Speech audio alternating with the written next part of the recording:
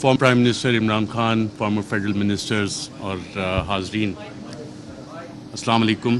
آج ٹاپک تو یہ بہت بڑا ہے اور انٹرنیشنلی اس پہ کتابیں بھی کافی لکھی گئی ہیں، اسکالرلی آرٹیکلز بھی ہیں، ریسرچ پیپرز بھی ہیں، بٹ انفارچونیٹلی اس ایشو پہ پاکستان میں اکیڈیمیا نے اتنا زیادہ کام نہیں کیا۔ اس لیے میں آج آپ کے ساتھ میڈیا نے اس کو کیسے کانسپریسی رجیم چینج کی، اس کو ڈیل کیسے کیا، میڈیا نیریٹیوز کیسے بنے، وہ تھوڑی ڈیٹیل میں جاؤں گا اور اس کا تھوڑا سا آپ کو اسپیکٹ بتاؤں گا لارجر اسٹریٹجک لیول پہ۔ لیکن میں یہ پوسٹر دیکھ رہا تھا رجیم چینج کانسپریسی، تو مجھے پتہ لگا کہ یہ بھی راشد نے یہ پینافیکس بنایا ہے، تو راشد کافی اچھے کام کرتا ہے، میں خیال پی ٹی آئی میں، تو مائی کلیپنگ فار ہم۔ اچھا، رجیم چینج پاکستان میں جب ہم دیکھتے ہیں تو اس کے دو اسپیکٹس ہیں، ایک ایکسٹرنل فیکٹرز ہوتے ہیں اور انٹرنل ہوتے ہیں۔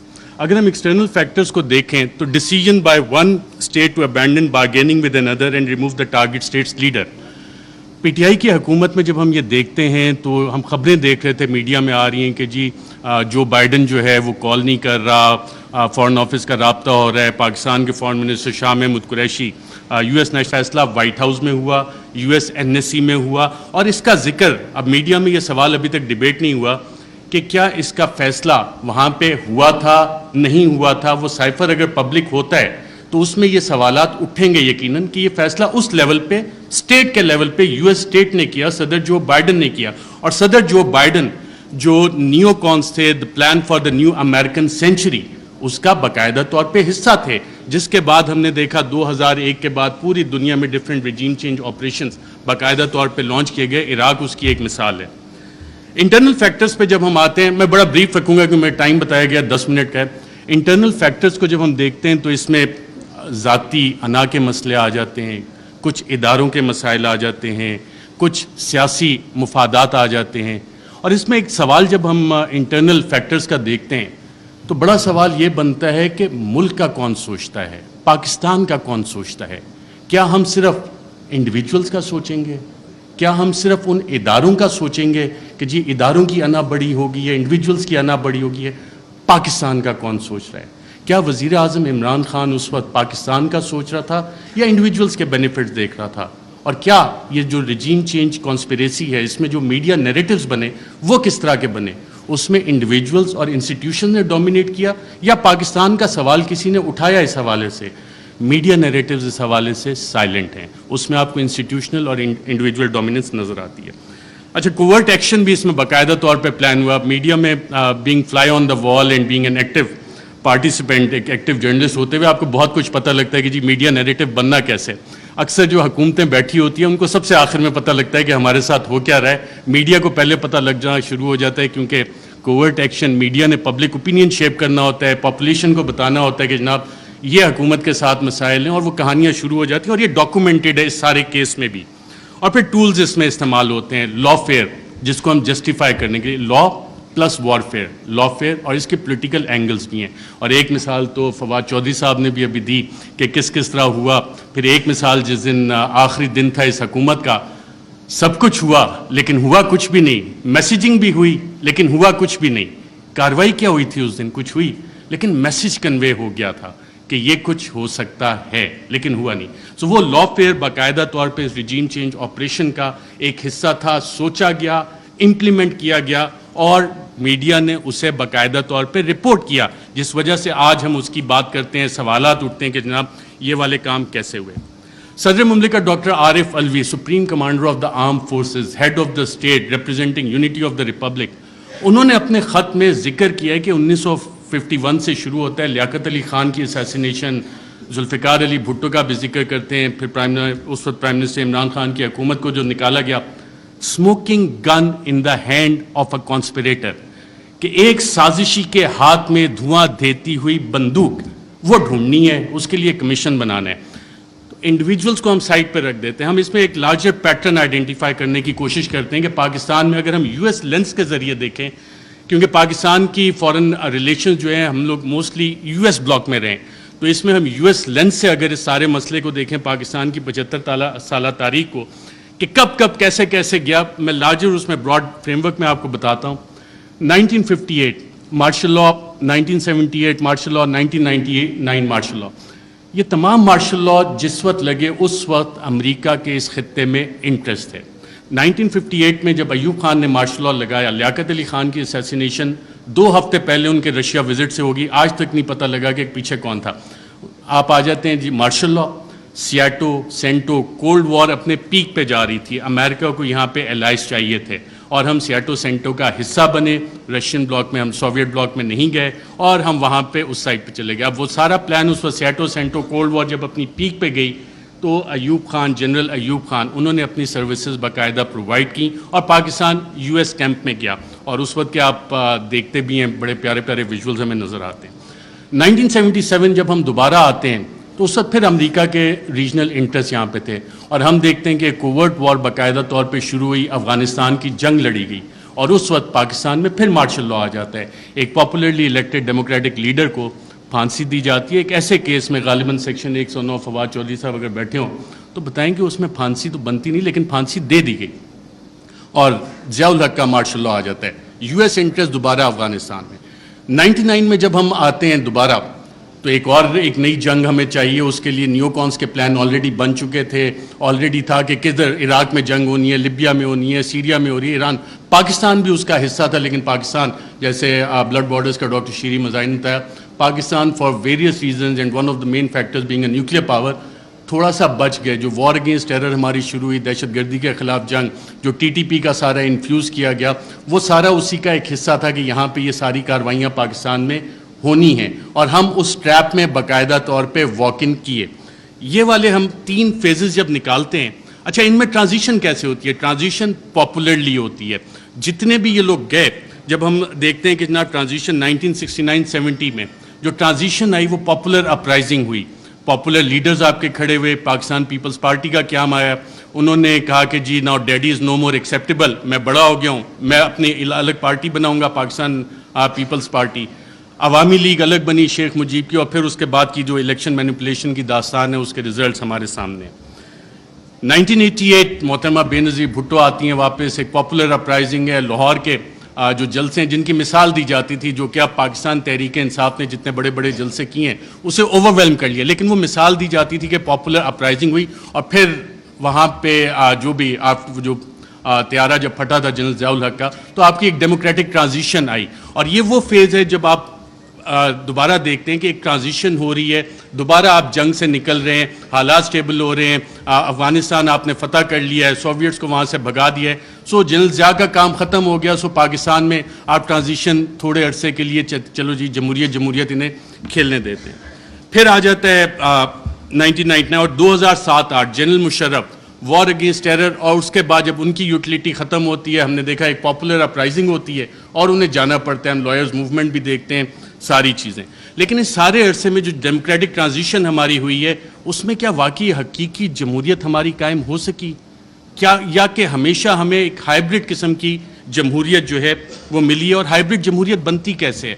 ہمیشہ ایک کنگز پارٹی ہوتی ہے. جب آپ پاکستان کی تاریخ اٹھا کے دیکھتے ہیں تو جو مین آن ہارس بیک ہیں, گھوڑے جو لوگ رائڈ کرتے ہیں, ہارس رائڈنگ کرتے ہیں, وہ اچھے گھوڑے رکھنے کا شوق بھی رکھتے ہیں, تو وہ چیز ہوتی ہے. لیکن اس ساری چیز میں ایک ٹائم فریم بڑا ڈفرینٹ آ رہا ہے پاکستان کی تاریخ میں, وہ آ رہا ہے 2018 سے 2022 کا. اس دوران میں اتھارٹیرین کنسولیڈیشن بھی ہوتی رہی. اتھارٹیرین کنسولیڈیشن اس طرح کے جو پرانے ایسٹس تھے جن پہ کرپشن کے مقدمات تھے ان کو بھی بچایا جا رہا تھا. دوسری طرف ایک حکومت کوشش کر رہی تھی کہ جی ہم نے ڈیموکریٹک کنسولیڈیشن کرنی ہے, اس کو روکا بھی جا رہا تھا. اور اکاؤنٹیبلٹی اس کی بہت بڑی مثال ہے. اور اگر کسی نے اس کا ایک ٹائم فریم نکالنا ہے کہ بڑا اچھا احتساب چل رہا تھا, ساری چیزیں ون پیج پہ چل رہی تھیں, لیکن پھر ایک پریس کانفرنس مشہور زمانہ ہوتی ہے جس میں پوری نون لیگ کی لیڈرشپ بیٹھی ہوتی ہے, اور مریم نواز اس میں ایک بڑی اچھی بات کرتی ہیں کہ چند اہم لوگوں کی ویڈیوز موجود ہیں. اب ماشاءاللہ سارے وفاقی وزراء کابینہ بیٹھی ہے, سابق وزیر اعظم بیٹھے ہیں.